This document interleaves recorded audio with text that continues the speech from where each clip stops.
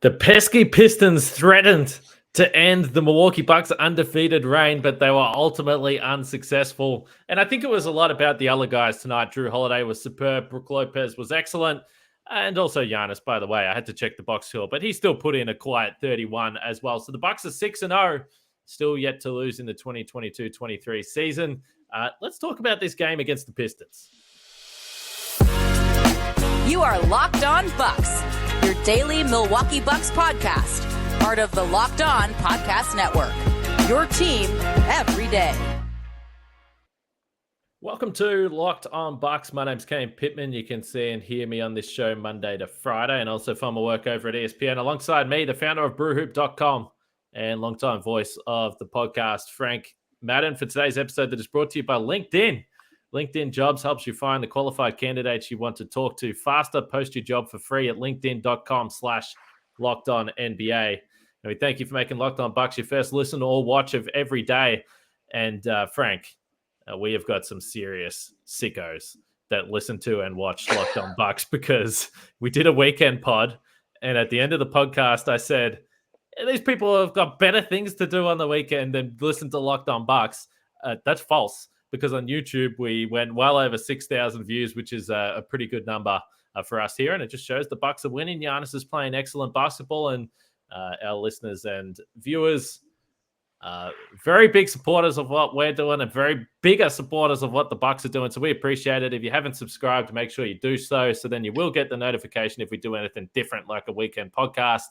110 to 108, Frank. And I mentioned the pesky Pistons, and we've seen our fair share of blowouts between the Bucks and Pistons in recent years, but on this one, they just wouldn't go away. Giannis was in foul trouble down the stretch. The Bucks were struggling to score, and ultimately they got some pretty timely buckets from Jrue Holiday and Brook Lopez. So I don't know if you want to start with Giannis because he dropped another 30, but to me this felt like a couple of the stalwarts of this Bucks team stepping up when they really needed it on a night that perhaps they wouldn't have expected to. Yeah, I think, coming into the season, you would have said, well, the Bucks are going to get, 30 a night from Giannis, but they're going to need Jrue Holiday to really be consistently great night to night to have a good start to the season and, be able to paper over the absence of Chris Middleton in particular and his playmaking. And I think they got kind of fortunate in that Jrue had the slow start and they were able to weather that and not really drop any games, even with Jrue having, a couple clunkers in there, especially opening night. And, what was it? I don't know if it was the Brooklyn game or whatever, but he had that other game where he was like 6 and 19 or whatever. But yeah, the last couple of games, obviously, I mean, tonight wasn't quite the explosion we saw on Saturday from Jrue, but, he was really good again. And, as they went 0 for 10 from 3 in the third quarter, they seemed like they were on the verge of blowing the game open and then kind of just took the foot off the gas pedal, just missed shots. Both teams shot virtually identical percentages from 3 tonight, about 28%. So, both defenses were lucky that the respective offenses did not have better shooting nights. But once again, the Bucks holding a team under 30 total three-point attempts. Pistons were 7 of 29, Bucks 11 out of 40. And Jrue, as you said, was really good and finally was able to break the seal. I think he was the first guy to hit a 3 in the second half for the Bucks. And it felt like, I think it came like midway through the fourth quarter, I want to say. There were a few times where the Pistons got down to 2 and the Bucks would hit, finally got a couple threes to go and, were sort of keeping them at arm's length. But then, as we've seen, so many times, you just don't put away these young teams. You give them a little bit of confidence. We saw this Piston team come into Milwaukee last year and lay a bit of a beating on the Bucks when Giannis was healthy. I think all three of the big three were healthy in that one game where the Bucks just sort of mailed it in and got it handed to them.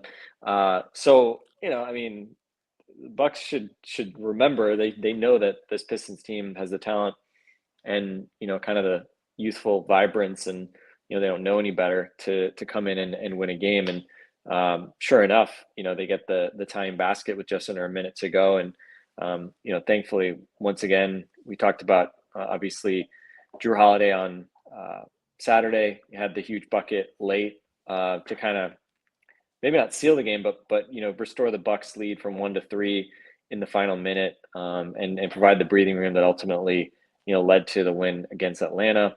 Made a big defensive play, and then this game again tonight. Game is tied at 105, and Jrue step back 26-footer bottom to make it 108-105, and that was it, right? So it's kind of been that nagging concern that okay, when is Jrue Holiday going to start to age? And obviously he's had struggles offensively in the postseason when his workload, especially defensively, goes up a lot, but we've been pretty spoiled with the consistency of his offense the last 2 regular seasons. So yeah, I think we were all a little bit anxious seeing him struggle in those first games of the regular season this year. But as we said, it happened last year too. And these last couple of games, obviously, he's looked much more like the guy that we've seen these past 2 seasons in terms of just being able to get to his shots. We saw him hit another one of those almost over the backboard, baseline shots that it doesn't seem like the geometry should really work, but he hit it anyway, and a couple of huge threes in the fourth quarter, which helped. It's funny, right? Giannis scores 31 points, but it felt like he left some points on the board, had a turnover late when it looked like he was going to score again. I think that was when they were up 3, so it wasn't like it was a backbreaker, but could have sealed the game. And it seemed like he was going to go up for a layup or dunk, and ends up kind of having the ball stripped away. But again, 31 points on 23 shots, like these are the impossibly high standards that Giannis sets for himself, that we sort of like shrug that off as like, oh yeah, whatever, right? But you mentioned Brook Lopez, though, talking about big threes, those 3 all go for 20 plus tonight. And we've talked about Brook has had a couple games coming into this one where he was really important offensively, and we saw it on Saturday, started off the game just making everything. And tonight, just the combination of sort of inside and outside effectiveness. Detroit went smaller for extended periods of this game, and the hard part was just fighting between the zones and the bodies to actually get Giannis and Brook the ball at the rim. They really tried to make it hard, show a lot of bodies at Giannis, and I thought some of the actions that they ran to get Brook, pick and rolls, having him dive to the rim. He's such an enormous target that you just throw it up high enough, you're going to feel pretty good about him coming down with the ball. Has great hands. So yeah, you needed Brook tonight. We normally need him defensively. Tonight, you really needed what he could do offensively as well. 24 points, 10 out of 16, and 2 for 5 from 3. So 8 out of 11 on twos, which we haven't seen him put in that much work inside the arc so far this season. I think that was something that we've seen the last year or 2 in the regular season. We've seen him be able to be more of a threat, rolling to the rim, using that size around the basket. So definitely good to see him doing that tonight. 34 minutes again. I tweeted about it earlier today. Probably my biggest concern in these first, call it now, 6 games is just that Brook's minute load has been high. He came into this game averaging 31. I think he played about 67, 68 minutes in the back-to-back, plays another 34 minutes tonight. And I guess, a big part of the issue here is that he's just playing too well. That when these games get tight, you want him in there. You don't want to go small because he's just been so effective, and oftentimes now here so effective, not just on defense, but on offense as well. So that's something I think to keep an eye on. Giannis only played 32 minutes tonight, so they were able to kind of manage him a little bit more, but Jrue 37 minutes, Brook 34. And, even though the Bucks have their full complement of bigs available right now, I think what you're seeing in part is just the trickle down of the fact that you have no small forwards basically from your regular rotation between Chris, Pat, and Joe Ingles. Understandably, Joe is more of a theoretical rotation guy since this is his first season and we haven't seen him in a Bucks lineup or the Bucks rotation yet. But, Giannis basically has not played small ball center pretty much at all this regular season. I think it was 15 possessions coming into this one. And you ask, well, why is that? Well, because the big boy ball is working extremely well. And secondly, well, what's your small ball Giannis lineup right now? Normally Chris or Pat or both of those guys would be part of that because you want to get your best wing players on the floor if you're going to go small with Giannis at center.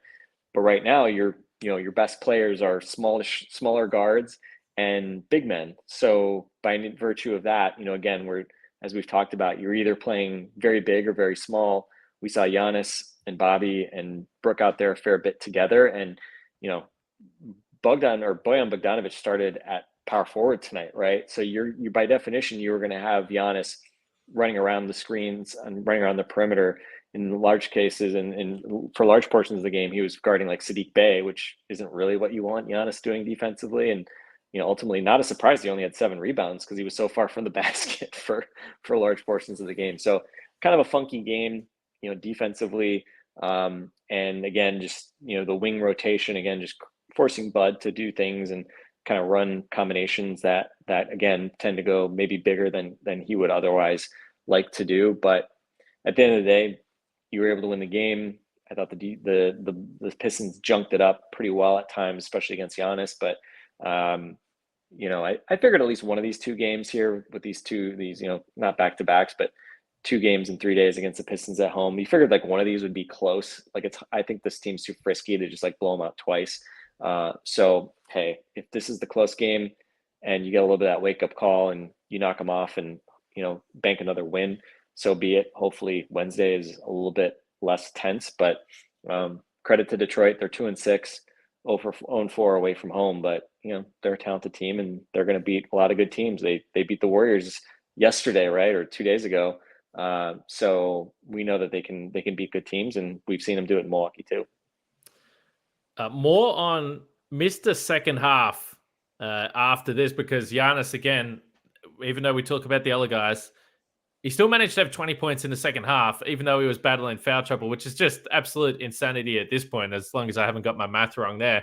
But I wanted to give a quick shout out to our great friend, Justin Garcia. You tweeted about it the other day, Frank, but he's doing he's sitting next to Dave Kane on the radio broadcast doing I was trying to think the analyst role. I was about to say special comments. We call it special comments here in Australian football.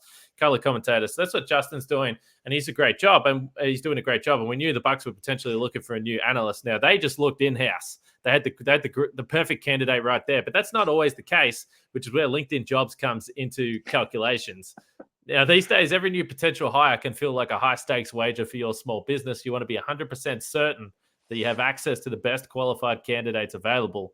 That's why you have to check out LinkedIn Jobs. LinkedIn Jobs helps find the right people for your team faster and for free. So you just add your job, you add the purple hiring frame to your LinkedIn profile. We've probably all seen it, and that spreads the word that you're hiring. They have simple tools like screening questions.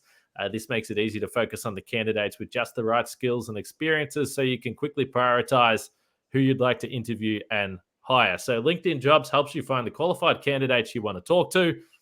Post your job for free at linkedin.com/lockedonnba. That's linkedin.com/lockedonnba to post your job for free. Terms and conditions apply. Also, check out Locked On Sports today. Once you're done with Locked On Bucks, you can find out about all sorts of different things going on in the sports world. NFL, MLB. Is the World Series still going? I have no idea. I'm pretty sure it still is. Yep. So it was postponed tonight. So Game 3, I guess, is tomorrow. Oh, there you go. So I'll be listening to Locked On Sports today after this, and I'll know exactly what happened. So you can do that after you're done with Locked On Bucks. But let's talk about Giannis a little more broadly now. So I mentioned he still finished with 31 points. It felt like the foul trouble was stopping him from having a fourth quarter explosion, because as I was sitting here watching this game, it was one of those ones where if the Bucks had lost, I would have been sitting there for the entire fourth quarter thinking that the Bucks are just going to pull it out until they don't, because they've got more experience, they got more chemistry, they got the vets that have played together for years, and they're just the old boys. And the old boys generally get it done over the youngsters. Although, as you pointed to, sometimes the youngsters don't care and they have no fear. But Giannis wasn't out there, and that's when I thought that this might get interesting. And you referenced there was a turnover late, and he had Cade Cunningham, and he was posting him up. And even though it was a smaller guy, I was almost certain that he was going to go to the glass turnaround jump shot for the second game in a row. I thought he was just going to do it, because it did feel like the Bucks, a term that we use a lot, we're playing with their food a little bit, because it didn't feel like they were too stressed about the situation, but they were going to pull it out. So when you talk about the rotation, and this all comes back to Giannis, and we always talk about Giannis playing small ball, as you already referenced, when they get guys back, that'll obviously open up different roster flexibility, and Brook Lopez is playing a little bit more. So when it comes to Giannis and his minute loads, it hasn't been crazy so far. But do you see any of the other guys that are stepping in to take any of these minutes? Jordan Nwora wasn't great again tonight. Have you seen anything from Serge Ibaka that could give Brook Lopez a bit of a chop out? Because even prior to this game, Brook Lopez had some kind of illness and he was questionable to play. In the end, thank God that he did. And the other point that we should note in terms of the rotation, Grayson Allen had a knee contusion, which contusion is just a word I think they use when there's any type of injury, but it sounds like it was a bone, some sort of knee clash, knee knock, knee bruise. He seems like he was okay after the game and confident. But these guys are still going to have to carry a bit of a load here for a while. Why did Giannis have, by his own standards, against a younger team, an inefficient night? And what do you see the Bucks being able to do with this rotation to get these guys some rest? Yeah, I mean, I think we saw in the third quarter, like when Giannis had any degree of room, or when he was, they were running like dribble handoffs from, like, he was in the corner a number of times, and they would have him come out and take dribble handoffs and basically start to go middle. Which it's funny. I remember when I think of that, I remember Giannis as a rookie. That was like, it was like one of those things, like, how do we get this young guy like going a little bit, and giving handoffs to him and trying to just let him get the ball going downhill, with a little bit of daylight was something that you do. Obviously a little bit different now, a little bit different stage of his career. They weren't really running post ups for Giannis very much as a rookie. But you saw it, like there was that, I just remember that one possession Marcus was calling out, like it was, I think it was Hamidou Diallo was defending him 1v1, but it's like when he got a post catch on the left side, it was kind of a little further out post catch. And then Nerlens Noel was wandering over from the other side of the lane and just zoning up on the strong side. And it's like, Hamidou Diallo is a good athlete. Like, I think Giannis can take him one-on-one, especially given his size advantage. But if you don't get, a clean blow by, well, even if you do, you're running straight into Nerlens Noel, a guy who, has been a pretty sturdy defender against Giannis, right? I mean, he's a guy, even tonight, we saw Giannis can't just overpower Nerlens Noel. And, even if he does have a strength advantage there, Nerlens is a great shot blocker, and he's got, really great instincts around the basket to get blocks. So I think from sort of a set defense perspective, I thought, again, Detroit just did a really nice job sort of junking it up and, showing extra bodies, overloading the strong side, and taking the Bucks out of, just some of the normal stuff that you'd want to do. But again, when Giannis was going downhill and, they weren't able to kind of have that defense set, it was curtains, right? And like Isaiah Stewart, Beef Stew, like, dude's got no chance against Giannis. Like, it's like he's got, bricks for cement shoes on. But I think to answer the question about like minute loads and some of that, I mean, it was interesting when I was looking at the minute loads. Brook was at 31 minutes per game coming into this game. Bobby was only at 24. He was at like about 28, I think 28, 29 last year. And again, a lot of that's because he was starting most of the year and Brook was out for so much of the season. But I think the obvious answer that Bucks can go to if they want to throttle back Brook's workload a bit is, I guess, twofold, right? I mean, one, just play Bobby more, right? I mean, if you're principally running a 3-man big rotation, obviously Giannis is already sort of in that 33, 34 minute range as is. He's had a couple of higher minute load games already, but Bobby has not played tons, right? And I don't think any of us have any concern about Bobby being able to stretch out a few more minutes. Obviously, that brings just kind of some different calculus to the game in terms of sort of the offense versus defense and, who you're playing out there, right? I think you feel pretty good, playing Brook, even without a traditional other big man, you can do that fine. They're not really doing that right now because they don't have, again, enough wings to justify doing that. But I think stretching Bobby a little bit, and then kind of as you reference, I mean, I think Serge Ibaka's looked like pretty much, I don't know. Let me say this does not. I don't feel like Serge Ibaka's like reinvigorated, re-energized version of his old self. Does that mean some good moments? Yeah, that kind of mix in with the times when he looks old. Yeah, exactly. And it's also sometimes like, just when these guys like try to, make plays, make passes, it's like, was Serge Ibaka ever making good passes with any consistency, not really. So I think with Serge, from a regular season perspective, probably fine, especially on, in games like this, have him eat some innings, give Brook a little bit of a rest. I think he played 10 minutes tonight.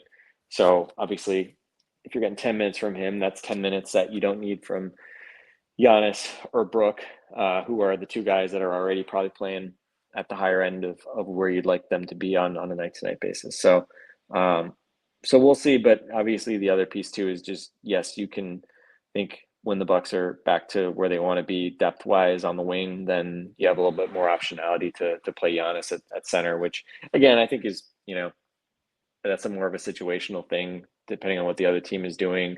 And I thought it was interesting tonight, even with the Bucks being kind of oversized for long stretches. I think I want to say the Pistons came in shooting 38 threes per game or something like that.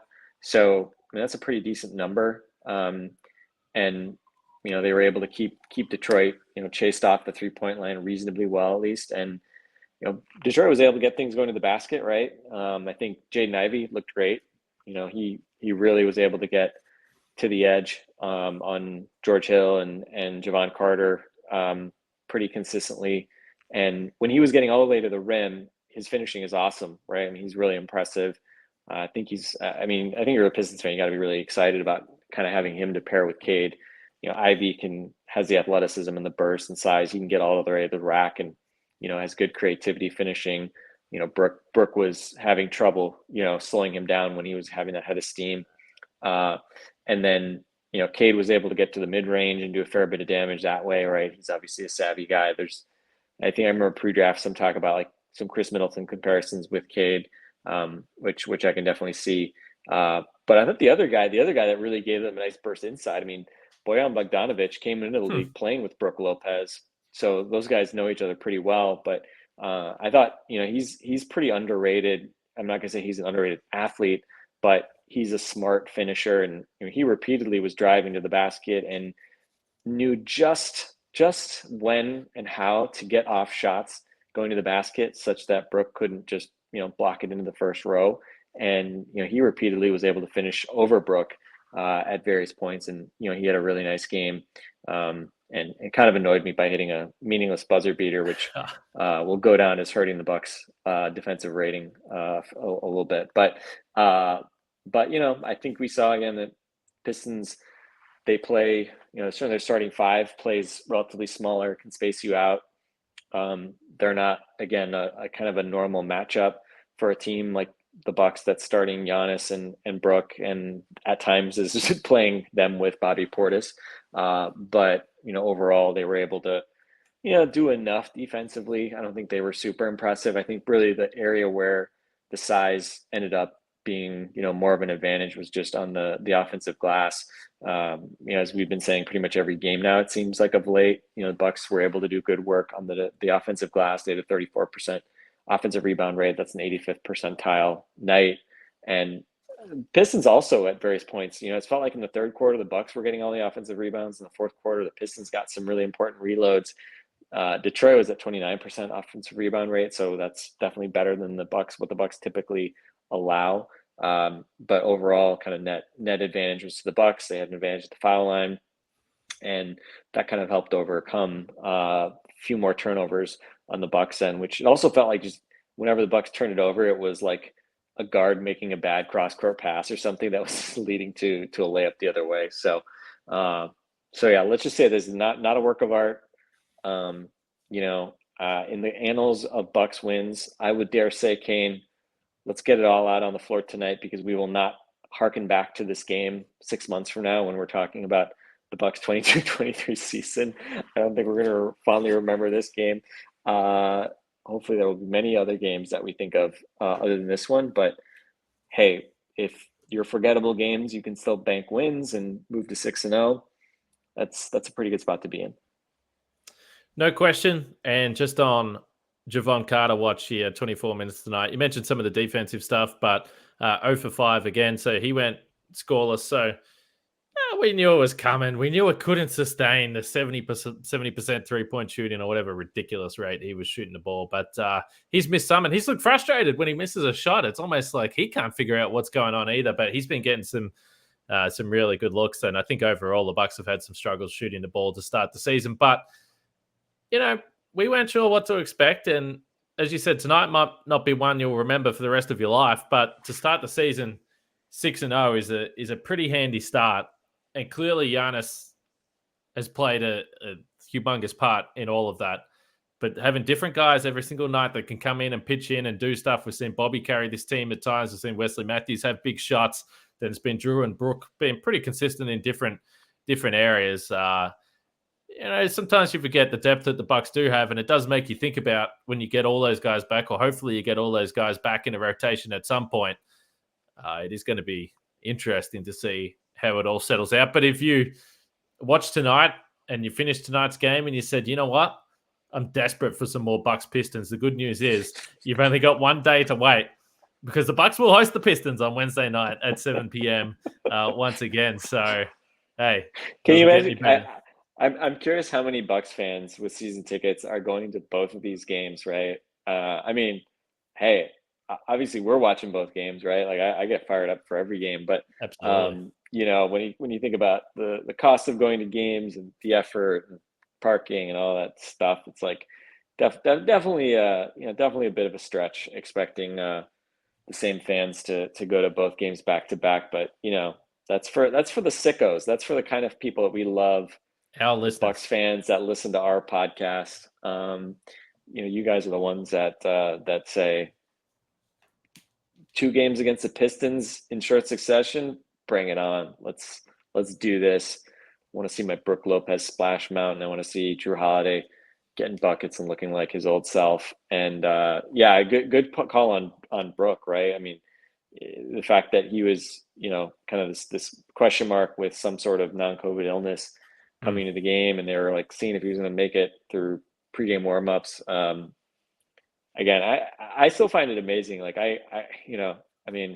not that I can relate to being an elite basketball player, but I just playing any sport at a high level while you're physically sick, that's impressive. I would just be like, no, I'm not going to do that tonight. I'm going to stay home, have some chicken soup or whatever would be needed for the illness I have. So yeah, shout out to Brook, just grinding another great performance. And obviously we want Brook to pace himself. I hope he's not having to play 32 minutes a night come February, March, and April ahead of the postseason. But I don't know. I guess the flip side is, he hasn't played a whole lot of basketball over the last year, so maybe he's got some spring in his legs. And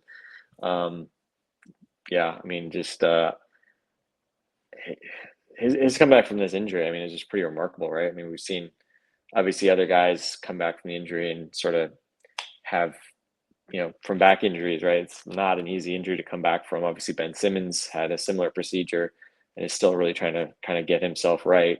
And Ben Simmons is a far more athletic and far younger guy than Brook Lopez, which I don't know. I don't know if that, I don't know if Brook being a 7 foot, 280 pound guy, like, could that possibly help because he's not relying on his athleticism in the first place? But I got to say, no, I got to say that is not an advantage to be that enormous and suffer a back injury like that. I would say history would say that is a very concerning thing, but to his credit, he's come back and looked about as good as we've ever seen him in Milwaukee, which is saying a lot because the Brook Lopez, especially of, year 1, year 2 was really, really good. And shout out to this version too. And the playoff Brook Lopez, championship run Brook Lopez too. I'll call that out. He was amazing in that run too. But if he wants to just continue, kicking Father Time in the junk and telling him it's not time yet, I'm all for it. I'm enjoying the Brook Lopez experience. I think we all are. And done this very regularly as well, but shout out to the Bucks medical staff as well. They've got a pretty good track record with these guys, and we hope that's the case with Chris and Pat and Joe. And by the way, the Brook Lopez, the big non-explosive athlete returning from a major injury. That's the Joe Ingles optimist theory as well. Hey, if you end up playing above the rim, we won't notice it when you come back. You'll be looking like Joe, and you'll be a rotation player. So that's the Joe Ingles optimist theory that I'm certainly hanging on to. You can call me biased, and I will not be offended by that at all. But the Bucks and the Pistons play in a couple of days' time again. The Bucks looking to go 7-0, which, if you remember, will equal the start that they had all the way back when Mike Budenholzer first came to town. So hopefully the Bucks will win that one, start the season 7-0, and keep things rolling. Make sure you check out the Locked On Sports Today podcast, as I mentioned, for all your other sports news around the world. And also, make sure you subscribe on the audio platform, the YouTube channel, and comment on the YouTube channel, because the more you comment, it just pumps the video to the top. Everyone's watching. That helps us. And ultimately, the more people we have commenting and getting into it in the comments, it's more fun for everyone. It feels more interactive. And eventually, I'm going to be doing a live pod. I'm hesitant to do the live pod, Frank, but we've got to do it at some point. I'm worried about my internet more than anything, but it would be fun to have people commenting, throwing in their questions live. That would be an element that we haven't yet tried. So hopefully we can do that soon. Yeah, our respective internet connections are really the main failure point here, which we won't have to bore people with. But let's just say we've had some more offline time than we would like to get to these actual discussions. Just one thing before we go. Yes, I tweeted about it today. We're going to be talking about it all year, but I do just find it interesting to track the opponent 3-point shooting numbers. We mentioned just the raw numbers tonight. Again, what was it? 8 of 29, I think. Yep. And it's really impressive looking at, obviously people it's easy to look at just the total numbers, but I think what's most important is that it's not just total threes are down, but it is the Bucks cutting out really the most kind of valuable types of threes. I mean, they weren't bad at corner threes previously, but the corner three rate right now, last year they allowed about 9 corner threes a game. They're only allowing 4 corner three attempts per game right now. They allowed 3 tonight. And I think probably everybody's heard, right? Those are the highest expected value corner threes. They tend to be open. They're a little shorter than above the break threes. So if you're not allowing like any of those, that's a good thing. And then when you look at the wide open corner threes and the catch and shoot corner threes, again, those are the kind of shots. Obviously, a wide open three, that's the best kind of three, right? In the grand scheme of things, Bucks were dead last in that last year. They are, I believe, second in terms of fewest wide open threes allowed. They've gone from about 20 wide open threes to 13 wide open threes per game. And then from a catch and shoot perspective, they were at 29 catch and shoot threes allowed per game last year. This year, they're first in fewest catch and shoot threes, only 17 allowed per game. So again, are those numbers going to hold at that sort of extreme, rate that they're going to be the best at the best or second best at those things all year long? I don't know. Maybe not. Maybe. But consider they were dead last in that thing. And then, as we've said, the trade-off, obviously the whole reason they were content to do that is because they were taking away the rim, they weren't fouling, and they were getting defensive rebounds. And so tactically it was, a trade-off they were making. They've seen a very, very slight uptick in the amount of shots that they allow at the rim. But for the most part, basically they've pushed, last year it was about 41% of opponent shots were 3-pointers. This year it was coming tonight, it was about 31%. It was 29% tonight. So it's going to go down a little bit further. And so when you think about like that 10% of shots that are getting moved from threes to something else, the vast majority of it is getting turned into mid-range shots. And of course, like this is, the oldest analytical story there is, right? You got to make people shoot long twos instead of threes, right? Well, easier said than done. The Bucks have always actually forced a lot of mid-range shots, but now they're forcing even more, and they're doing it again by squeezing some of that. We talk about like the tube of toothpaste, right? You got to squeeze the toothpaste around. Right now, they have the ideal tube of toothpaste, as it may be, where they are managing to squeeze shots away from the rim, squeeze shots away from deep, and most of them, or a large proportion of them getting pushed into the mid-range and kind of floater range. And again, as we saw, against Cade tonight, good players can still take advantage of that and punish you that. We saw Trey and DeJounte Murray obviously score a bunch of points on Saturday doing that. But, ultimately you're just trying to push it to the math game of, we're going to make you take shots that are just typically harder and worth less points on average than the shots that we're going to take. And, look at the bottom line. Number 1 in defensive rating, now 6-0. So far it's working. I would say it's, encouraging early returns more so than, some sort of proof positive that the Bucks have solved all the world's problems. But we'll continue to talk plenty about it. But again, think about those sort of benchmarks: wide open threes, catch and shoot threes, corner threes. Those are kind of the metrics that I'm going to be tracking all year, and follow along with me. If you're going to be a real nerd about it, I have bookmarked those stat pages on NBA.com, Kane, so we can continue to refer to them throughout the year. Bloody beautiful. Good stuff. Good way to finish. And as you pointed to, that is going to be continuously tracked through the season. And it'll be interesting to see how it changes with different personnel in the lineup as well along the way. All right, let's wrap it up. Happy Halloween, Kane. I know you guys love it in Australia. Yeah, it's old news. It's already November here. It's long gone. We've moved on to the road to Christmas. I was disappointed, Kane. My daughter, we got her. She loves the cartoon Bluey, which I know you didn't even know about until Mitchell Maurer and I told you about in our DM because we're dads. But it's a very, very good cartoon on Disney that is Australian. And my daughter had the Bluey costume. She was really excited about it.